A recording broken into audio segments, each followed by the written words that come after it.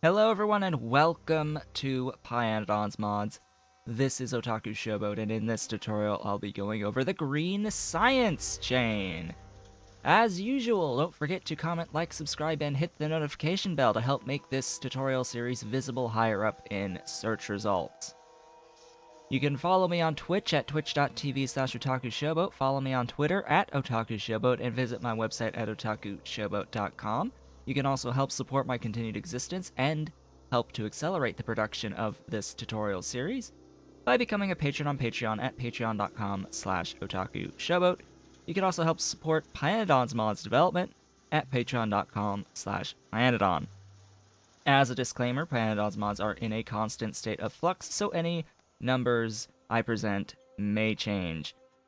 The mods for this particular save file are my stream saves mods, the list of which is on my stream schedule page on my website. The link is below this video. So, green science. I am showing you my stream save today, just so that we have something that's already built. In terms of the timeline between the previous tutorial, which was Circuit 1 automation, and this tutorial, only about like a full day has passed. And yeah, I've not had the time to set it up on the other save file, the early game save file. But what it looks like, what the chain actually looks like, hasn't been touched as much on my stream save file. So what I'm about to show you for the green science chain is pretty much what you're going to end up looking like if you're following a main bus design, going up through green science and are doing it after setting up your initial circuits. There are a few little things that have been stuck in between some modules that have been added after getting to Circuit 2, but that really won't change much of anything. Remember that I don't focus in these tutorials on specific ratios and things like that, so we're just looking at what do you need and what does the chain steps involve for green science. So, starting up here, I want to say congratulations on getting through the Circuit 1 chain.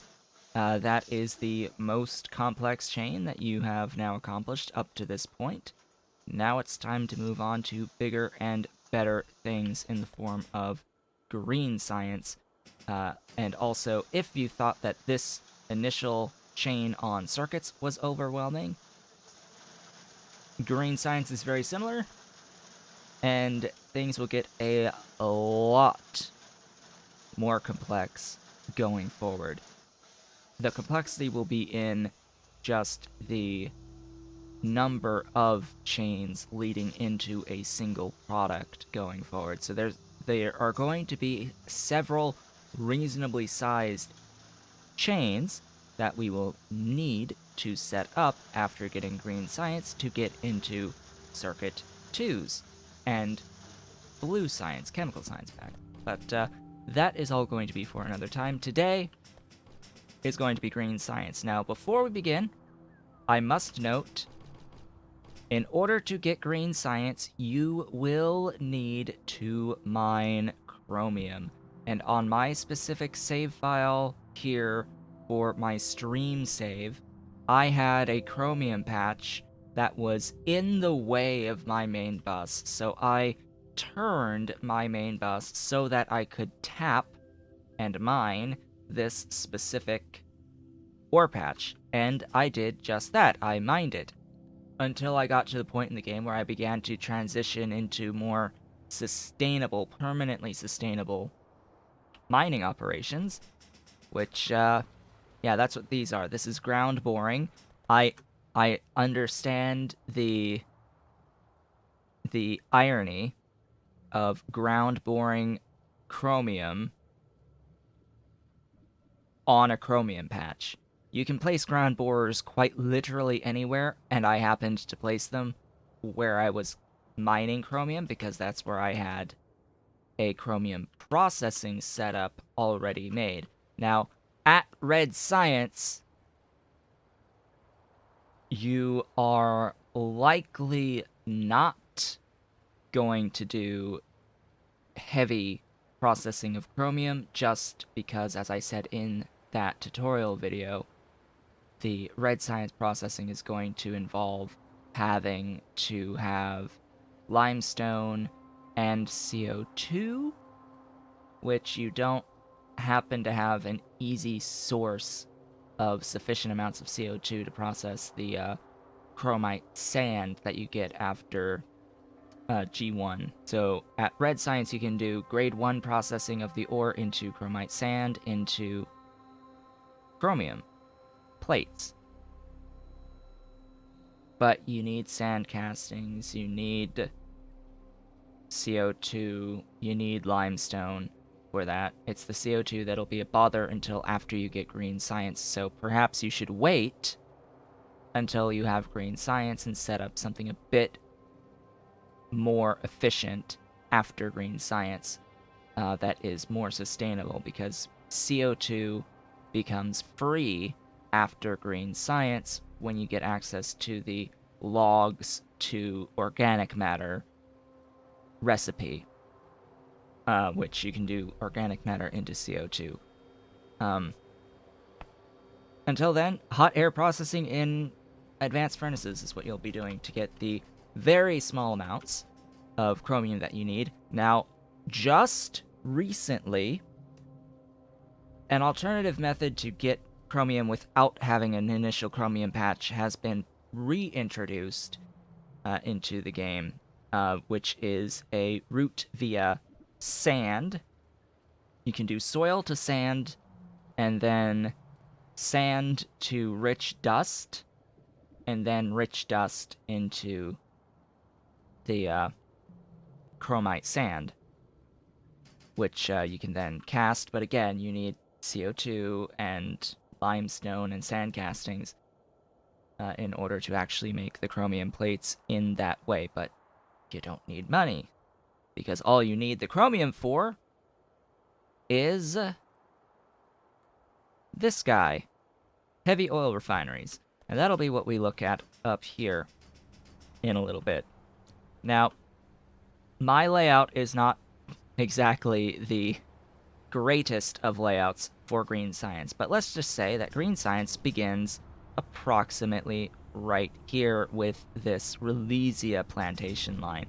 This will be the first time you will need Relisha, and you will need Relisha for a couple of things. You will need them for the seeds, and you will need them to feed into your bone meal. So you're going to need to have your horses being converted into bone meal. And you're going to need to have your Relisha to help feed them and to have some going forward.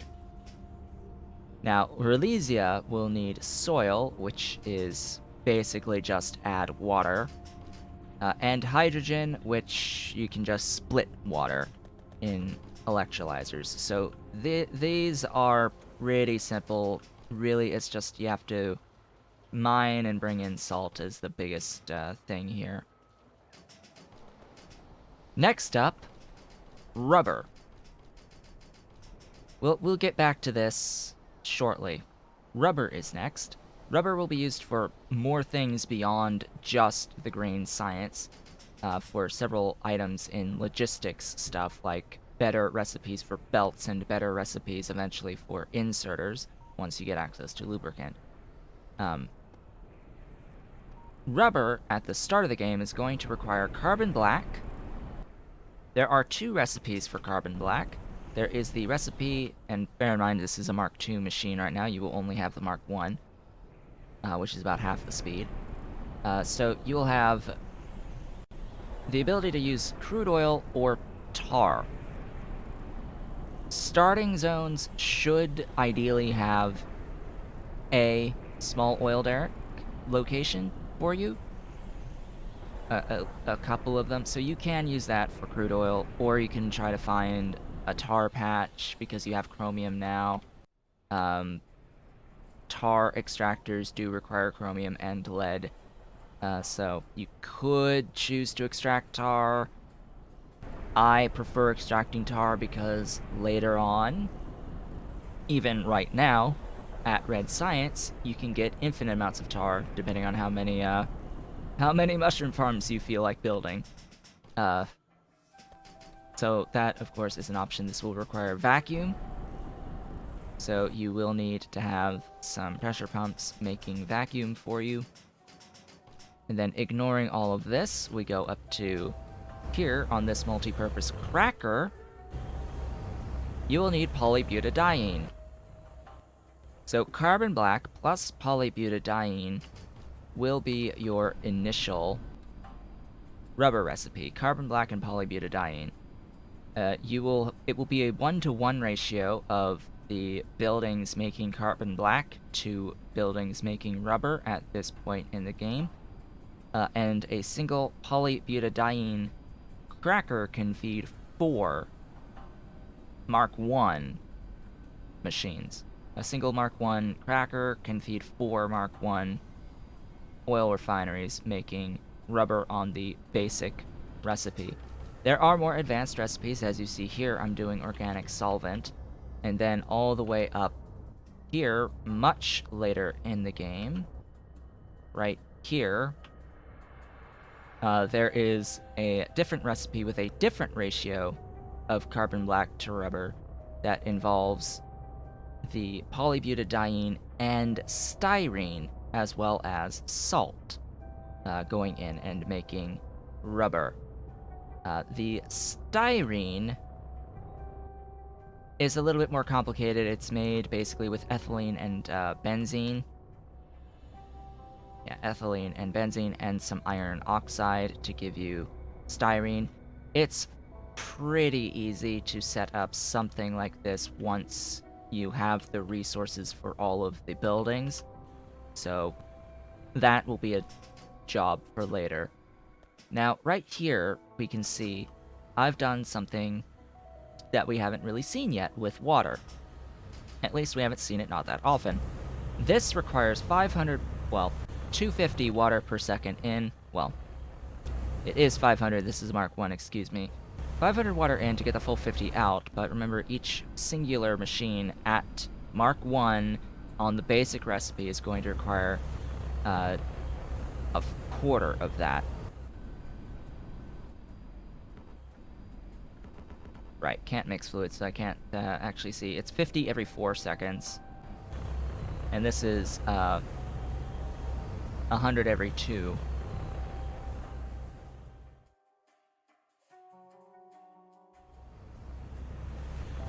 Yeah, so this would be 50 per second, and this would be 50 every 4. So, times 4. So, if you only are targeting just the one heavy oil refinery, and this is a huge building, by the way, you may only be building one of these buildings at the very start of the game. So, bear in mind you would need a quarter of this on the water, but that isn't ultimately going to matter. I suggest getting a tank, putting some water in it, feeding the water into the multipurpose cracker, and taking the steam and feeding it into cooling towers. Now, these are Mark II cooling towers, not the basic ones. These are basic cooling towers. And what those will do is they will convert your steam back into water, and you can feed that water back into your tank to close a loop. And then once it has water, sufficient amounts of water in the tank to keep the system going, you can break completely your connection to water. You can completely break your connection to water. Now, there's actually 2 separate loops here, but just bear in mind, this isn't actually connected to an active supply of water because we've got these cooling towers. Note, if you do this on power generation, you run the risk, if you end up using more power than you're capable of producing, of generating a positive feedback loop that will progressively reduce your power output to 0 for that specific system that's using cooling towers, because cooling towers use energy, and if you have less energy than what you need to run them at 100%, they're not going to be able to convert the steam back into water fast enough to keep the system going, and that will make your energy production less efficient, which will produce less power, which will make these run slower, which will produce less power, which will make these go slower, and it will cycle down to 0. So those are the dangers of using, like, that's the primary danger of using closed water loops, and this is like the first time that you see it. This is just for reference, pictorial reference. You don't need to do this. Probably in my next tutorial, I will talk a bit about this type of a setup here with powerhouses and combustion turbines and closed water loop systems, because that has been brought up as a suggestion to have a tutorial talking a bit about getting power through powerhouses in the early game. And definitely by the time that you set up your green science, you're probably going to be choking a little bit on power / wanting to move on to bigger and better things on your power. So once you get your rubber, let's head on up here. Next. Also, you will need aromatics. You will need aromatics. Aromatics are made via tar.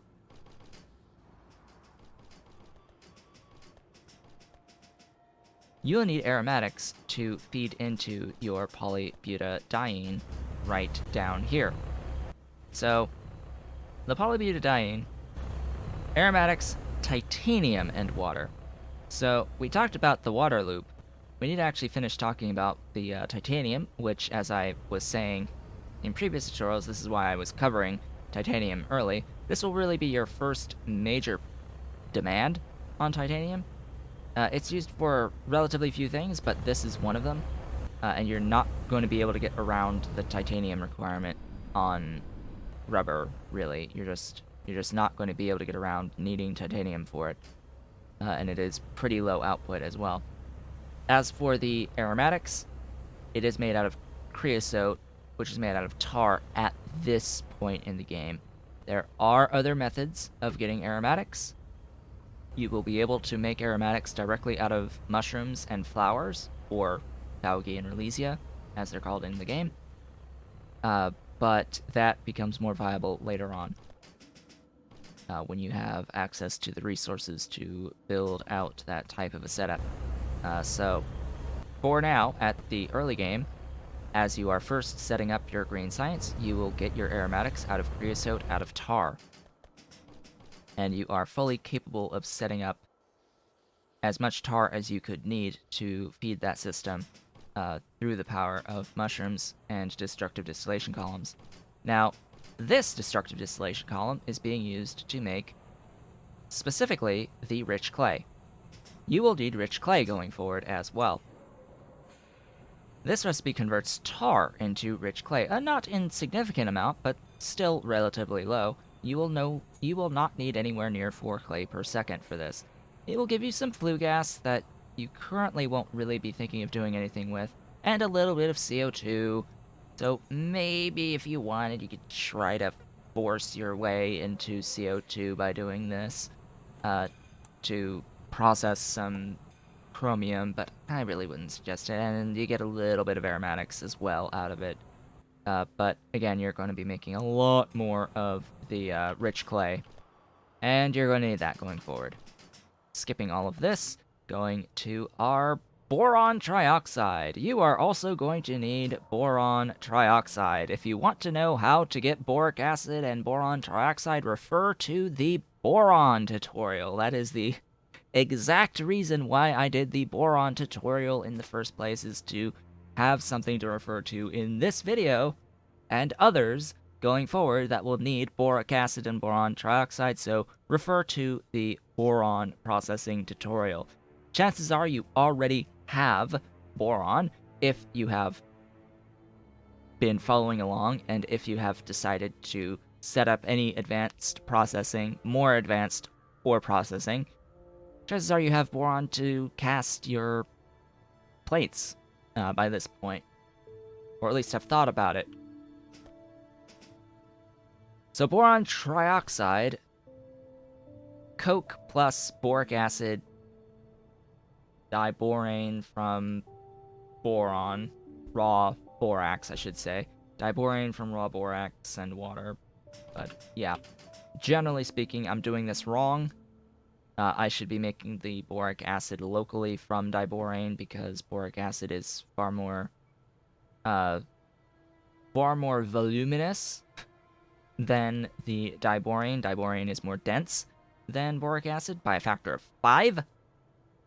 So I shouldn't be actually busing the boric acid. I should be converting it on site, but outside of that, it is used later. It is used here in the production of optical sets. You are going to want to siphon a few of your optical sets for later.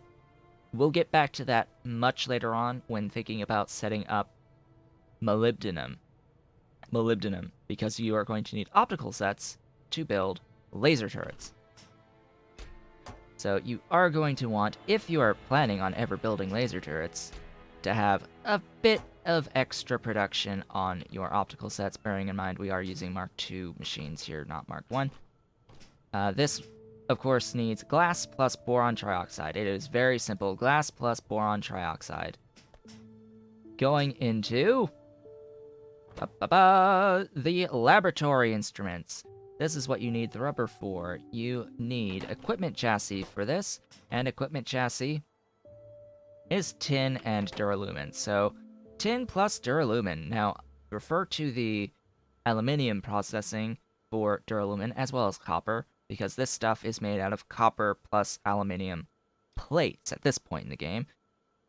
So you will need some duralumin production, which means you are going to need your aluminium set up if you haven't already, as well as some tin to go into the equipment chassis, to go into the lab instruments. So it's the chassis plus the optical sets plus the rubber plus small parts.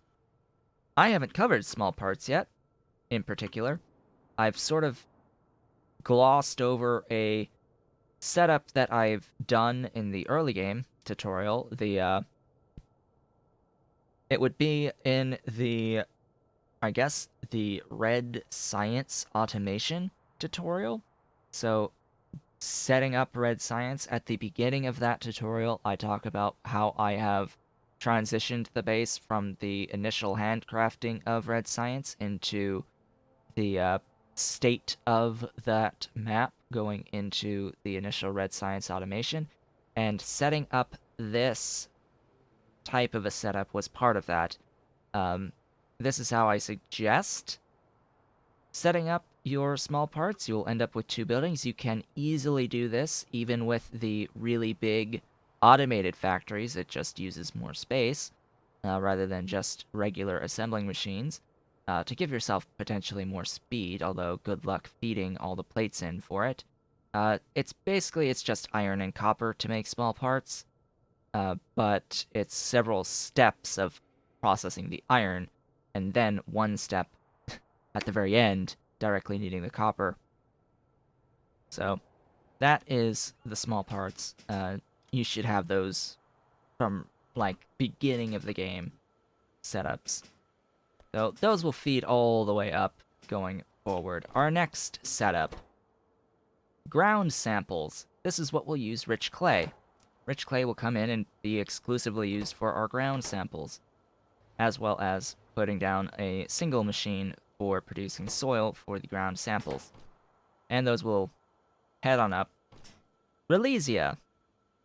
Some Relisha will come in to make Relisha seeds, as well as the bone meal from the Ulrichs will come in, and this will make a biological sample.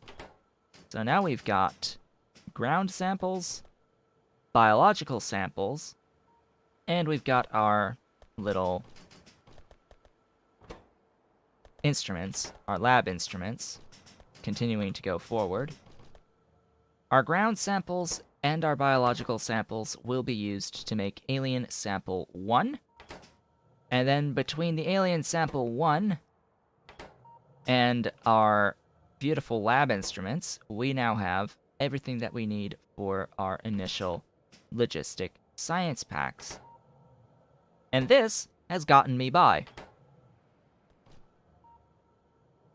Yes, 0.38 per second, one assembling machine was more than enough to spend a significant amount of time after having gotten all the researches unlocked at Green Science before getting to Blue. So no matter how slowly, like, even one machine is enough as you're building out your infrastructure to get to Blue Science. Just the one machine is pretty much enough. You can scale larger. You can use the automated factories on every step of the way and choose to route things better than I have. This was the first time I ever set up a Green Science. Would I do things differently going forward? Maybe I would do things a little bit differently going forward in terms of just order of things.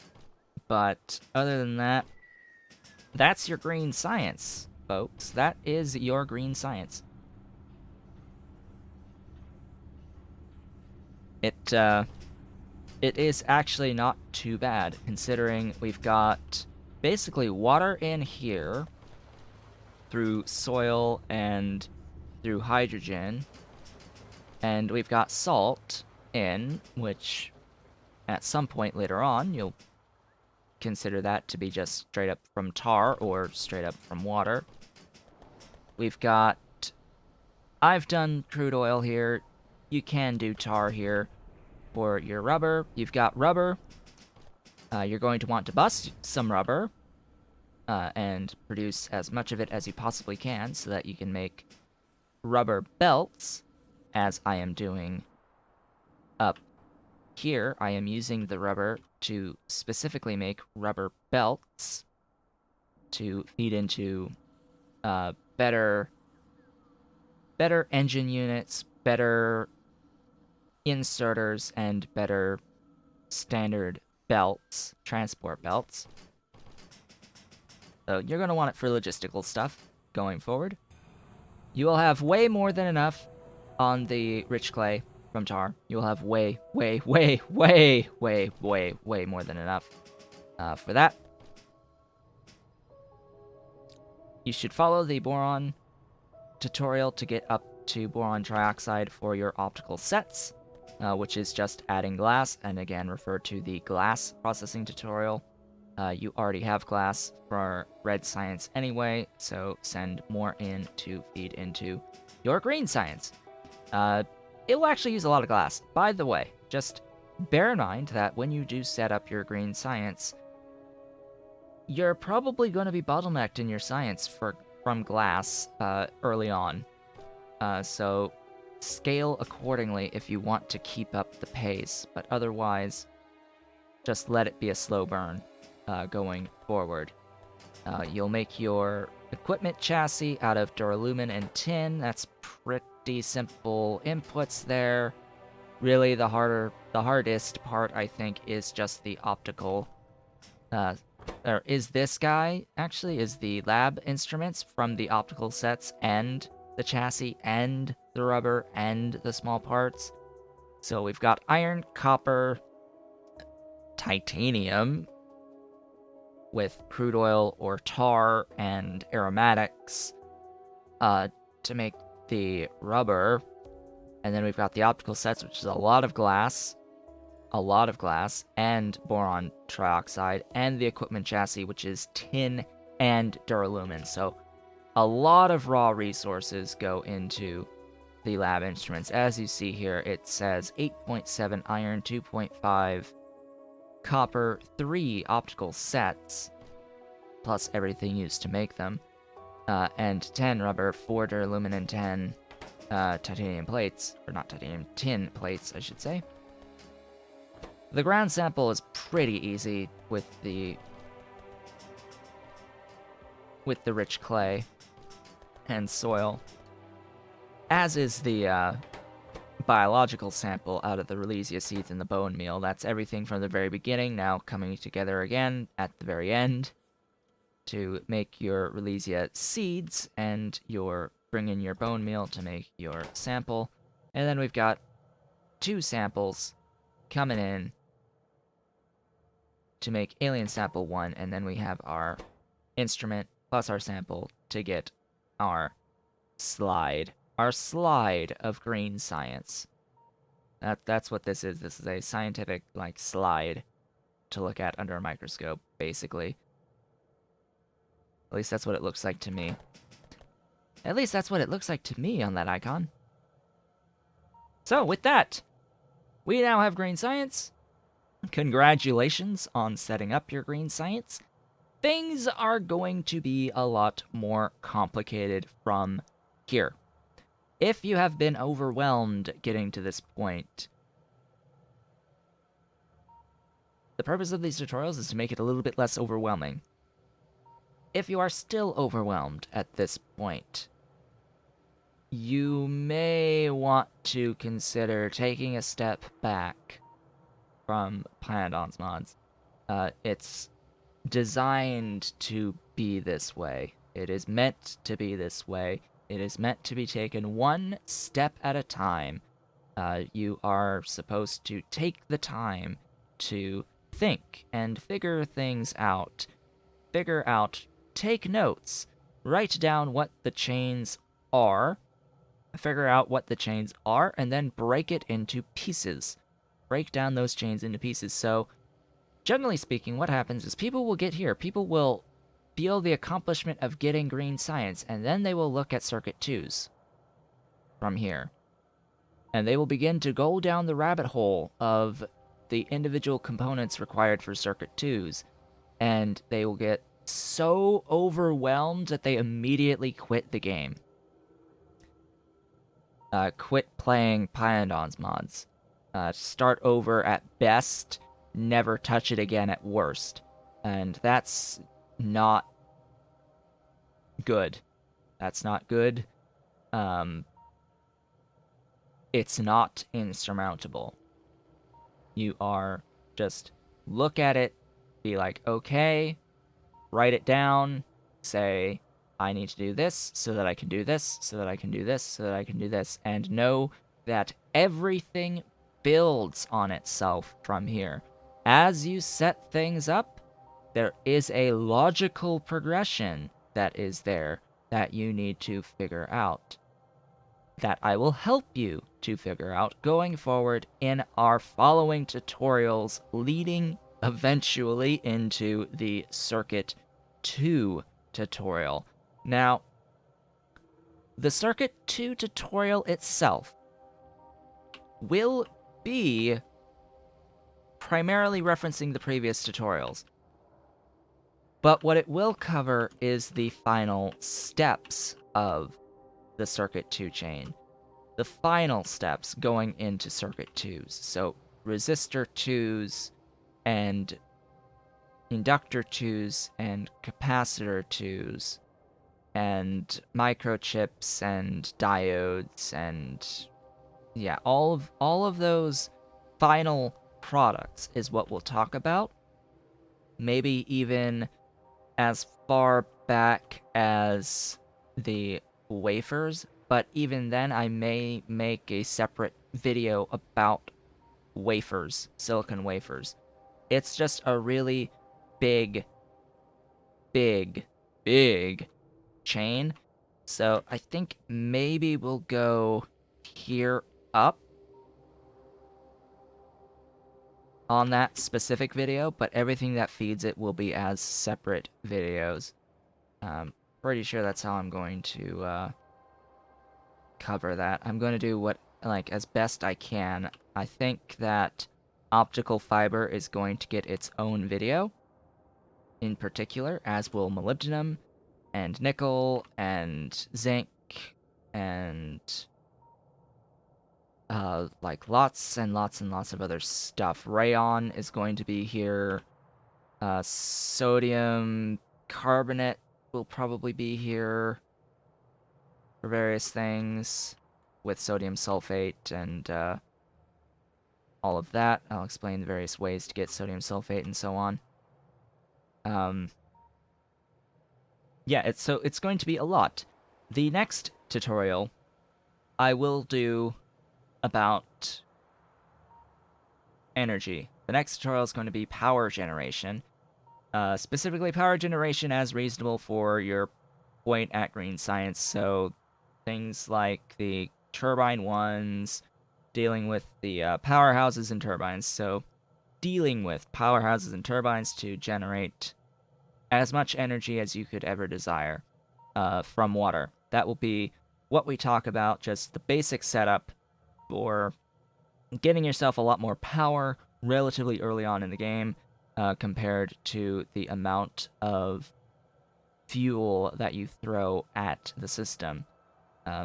Just a straight up, pure upgrade path for your power, and then my suggestions as time goes on, as you do get into Circuit 2s and Blue Science. So with that, I would like to thank you all for watching. This has been Otaku's Showboat. If you have enjoyed this video, don't forget to comment, like, subscribe, and hit the notification bell to help make this tutorial video higher up in search results. You can also follow me on Twitch at twitch.tv/otakushowboat to watch this save as I go forward. I stream on Sundays, Tuesdays, and Thursdays, although going forward I will only be streaming Factorio on Sundays and Tuesdays. From 10 a.m. to approximately 1 p.m. U.S. Eastern Time. You can follow me on Twitter at OtakuShowboat, and visit my website at otakushowboat.com.